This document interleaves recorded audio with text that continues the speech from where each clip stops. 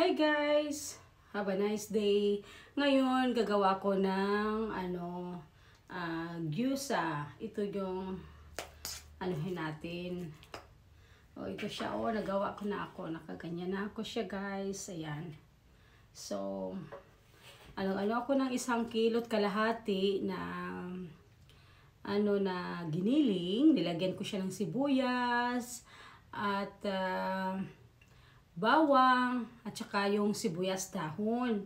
Ayun. So, ito na. So, nag-start na ako. Ayan, ito yung lagayan ko ng ganyan. So, di ba? Tingnan niyo, mga nagawa ko na siya, Ayan, di ba? Ayan. So, ngayon tatapusin natin 'to. Okay. So, mabilis lang siya.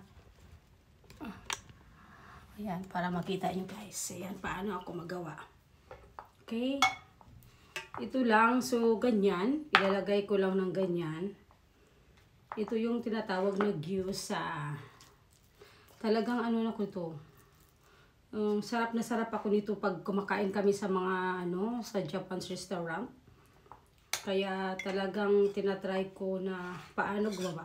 Ayan, lalagyan mo siya ng tubig yan sa gilid para di ba? Tanggal. Yan. Ito siya, di ba? Ayan na, tapos na siya. Mayroon akong yung ito mold. Lumahan siya para mabilis lang talaga Kasi kung pakamay-kamay lang, matagal. So, ito, nakita ko to siya. So, binili ko na. Para masarap talaga. Gyusa ang tawag nito. Para siyang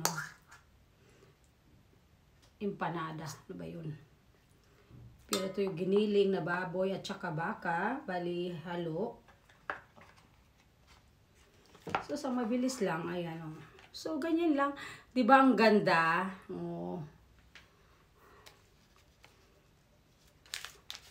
Napakasarap nito guys. Talagang talagang maano ka. Ayan. Marami na kaming nagawa. Marami na akong nagawa. Kasi ako lang naman ang gumawa Wala. Ako lang pala. Ayun. Mahilig talaga ako. Ito, paborito ko. At saka yung lumpia. Yun.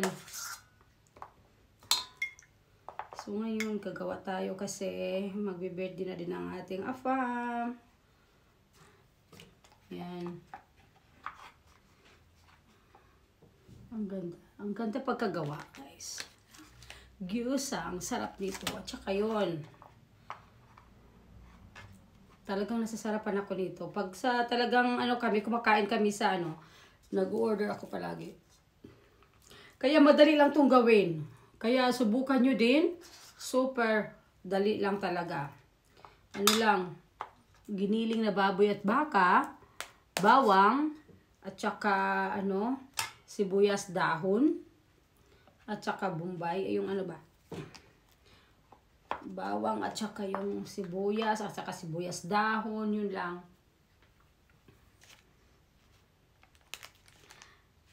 Kaya masarap siya. Kaya subukan nyo. At saka bumibili na ako ng ganito. Tingnan mo ito yung gyusa yan. Bumibili na ako ng ganyan kasi para hindi na ako gagawa ng ganito. So, bumibili na lang ako kasi para mabilis.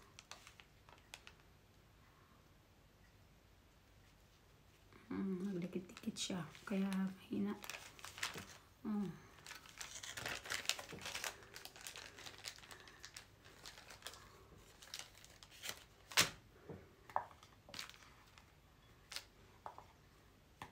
Ganyan lang kaganda. Ganyan lang to kasimple. Yan, Tsaka pag piniprito, piniprito mo siya, prito mo sa oil. Tapos, lagyan mo siya. Pag nag-brown-brown na siya, lagyan mo na siya ng tubig. para maluto din yung sa loob. Tsaka takpan mo yung ano, kawali. Yan. Napakaganda na. Kaya ito lang. Kaya lahat ng nakatikim sa aking ano, ganito, sa gyoza ko, sabi talaga nila masarap. Last time na birthday ng anak ko, gumawa din ako. So, is ek lekker. Lalo na bagong luto guys. Naku, talagang as in lekker siya. Talagang maano mo na ang sarap-sarap. Ayan. Lulutuin ko na yan mamaya.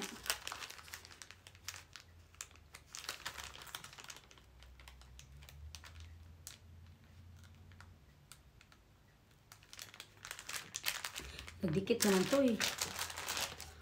Ayan. Ang hirap tanggalin. Okay. Kailangan pa isa-isa lang ang tanggal kasi pag nagdoble, sayang yung ano.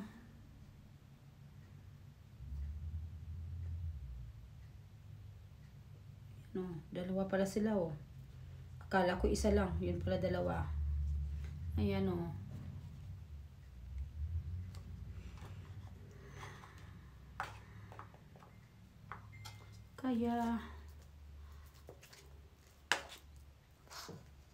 Kaya masarap to talaga. As in. Okay.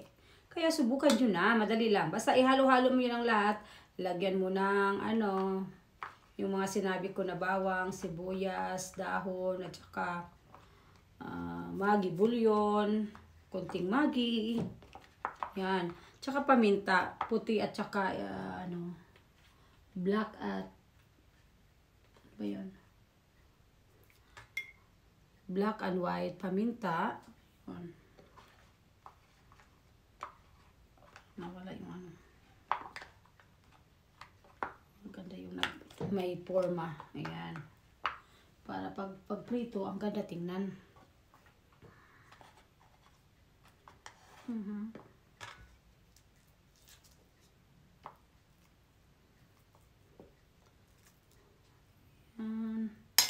Na super sarap.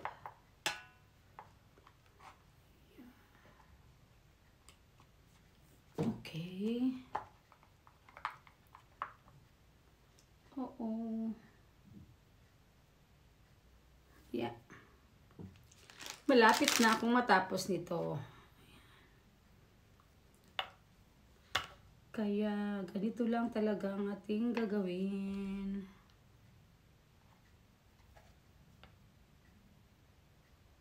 Hirap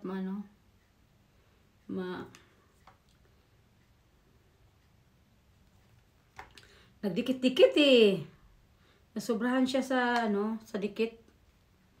Kaya di ko na mahanap yung ano niya. O yeah, nakuha ko na. Ayan. So, ganyan lang pala. Okay. Tapos lalagyan ng tubig sa gilid para pag ano, maano siya.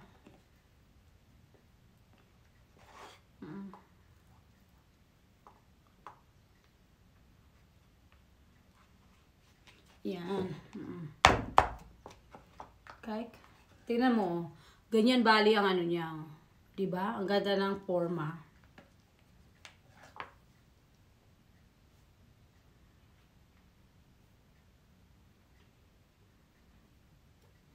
Okay, so malapit na matapos. Kaya tingnan nyo, oh. Ayan guys, ayan na. Ang ating mga nagawa ito. Tingnan. Ayan, so marami na, diba? Okay, ito pa. Ayan. So yan ang ating mga nagawa na guys. Ang ganda, diba? So, ganyan lang pagkagawa ng ating gyoza. Yun. Na napakasarap. Okay. Hi. Thanks for watching. Okay. Have a nice day to all.